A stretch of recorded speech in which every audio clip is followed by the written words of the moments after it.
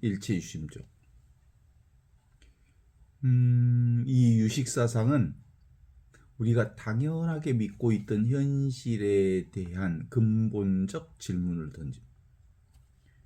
우리가 익숙하고 너무나도 당연하게 내가 보고 듣고 느끼고 있는 이 세계는 과연 있는 그대로의 실제인가, 아니면 마음이 만들어낸 하나의 거대한 영상인가 하는 물음이죠. 영화 매트릭스나 인셉션이 던지는 질문처럼 우리가 현실이라고 부르는 세계도 어쩜 꿈과 다르지 않을 수 있다는 것입니다. 이를 일체유심조라는 표현으로 씁니다. 모든 것은 마음이 지어낸다는 뜻이죠. 그러나 이러한 통찰은 단순히 세상이 허상이라고 하는 허무주의를 말하는 게 아닙니다. 오히려 우리가 무엇을 진실로 보아야 하는지를 묻는 깊은 영적 성찰입니다.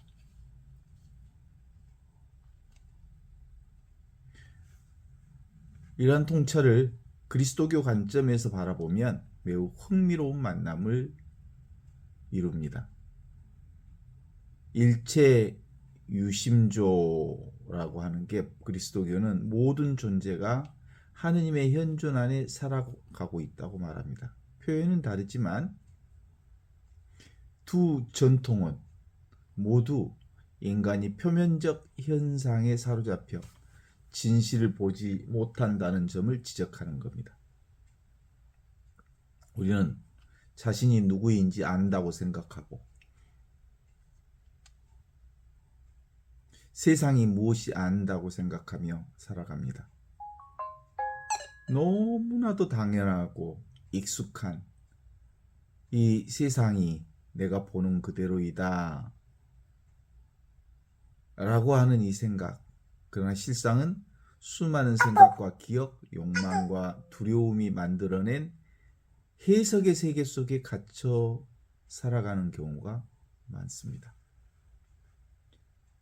지금의 이 순간 살아있는 하나님의 현존을 깨닫는다는 것은 바로 이러한 해석의 세계를 넘어서는 일입니다. 우리는 흔히 하느님을 어떤 개념으로 생각해 왔습니다. 설령 그렇지 않다고 말한다 하더라도 결국은 개념을 넘어서지 못했습니다. 하늘 어디인가에 계신 분, 기도할 때 찾아야 할 분, 죽은 뒤에 만나게 될 분으로 상상했습니다. 그러나 복음에서 예수님께서 선포하신 하느님 나라는 언제나 지금 여기로부터 시작됩니다. 하느님 나라는 미래에 도래해야 할 목적지가 아니라 지금 이 순간 생명으로 살아계신 현존입니다. 유식학에 따르면 우리가 경험하는 모든 것은 함장의식, 아레아식, 기억의 저장 창고에 저장된 종자가 인연을 만나 드러낸 결과라고 합니다. 과거의 경험은 종자가 되어 심층 의식 속에 저장되고 그것이 다시 현실 의식으로 나타납니다. 그래서 같은 상황을 보아도 사람마다 전혀 다르게 해석합니다. 어떤 사람은 세상을 위협으로 보고, 어떤 사람은 기회로 보고, 또 어떤 사람은 사랑으로 봅니다. 세상 자체보다 더 중요한 것은 그것을 바라보는 마음입니다. 우리의 신앙생활도 마찬가지입니다. 하나님께서 멀리 계신 것처럼 느껴질 때가 있습니다. 세상이 어둡고 불의하여 고통에 가득 차 있다고 느껴질 때도 있습니다. 그러나 그러한 인식 역시 우리의 기억과 상처와 두려움이 만들어낸 해석일 수 있습니다. 하나님의 현존은 사라진 적도 우리의 의식은 그것을 보지 못하고 있는 것입니다.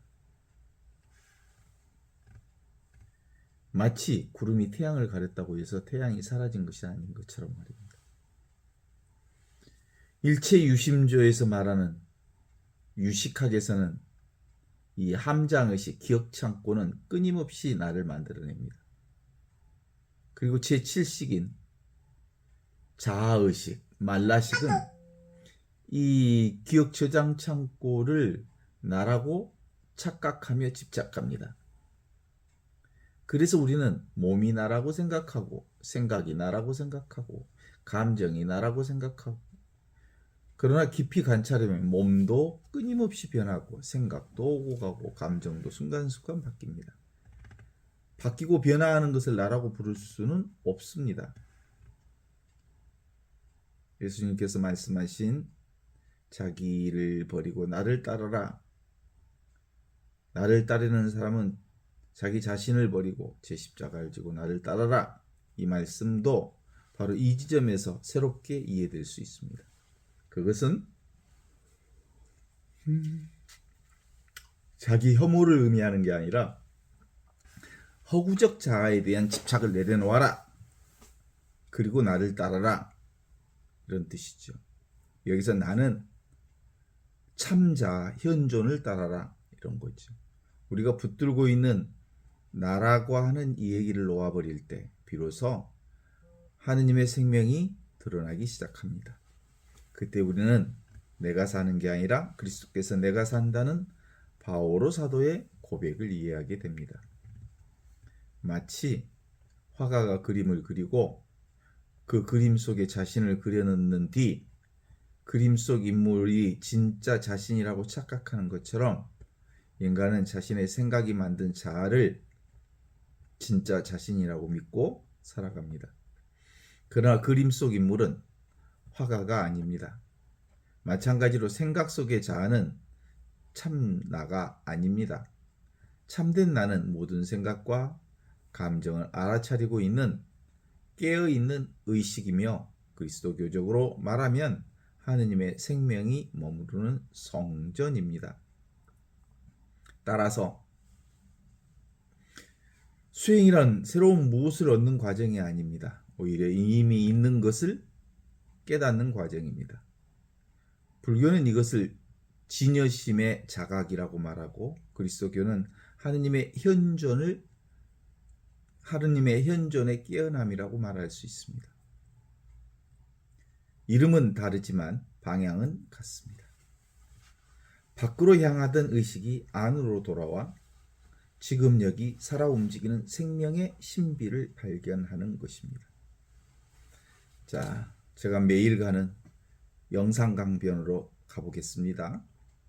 영산강변을 걸으며 들려오는 새소리, 강물 위에 반짝이는 햇살, 새벽 공기를 가르는 시원함, 바람에 흔들리는 풀잎 하나까지도 사실은 하느님의 현존이 드러나는 자리입니다. 그러나 생각에 사로잡히는 마음은 그것을 보지 못합니다. 과거를 후회하거나 미래에 걱정을 하느라 지금 여기에 빛나고 있는 생명을 놓쳐버립니다. 마치 꿈속에서 빠져 꿈인 줄 모르는 사람과 같습니다. 영적 각성, 깨어있어라, 깨어나라 라는 말은 바로 꿈에서 깨어나는 일입니다. 세상이 사라지는 게 아니라 세상을 바라보는 방식이 변하는 겁니다.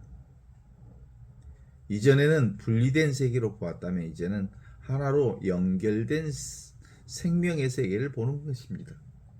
이전에는 나와 하느님, 나와 이웃, 나와 자연을 구분했다면 이제는 모든 존재가 하나의 생명 안에 서로 연결되어 있음을 체험하는 겁니다. 그때 비로소 금강경에 응무소주 이생기심이라고 하는 말이 새로운 의미로 다가옵니다. 어디에도 머물지 않으면서 마음을 내라는 뜻.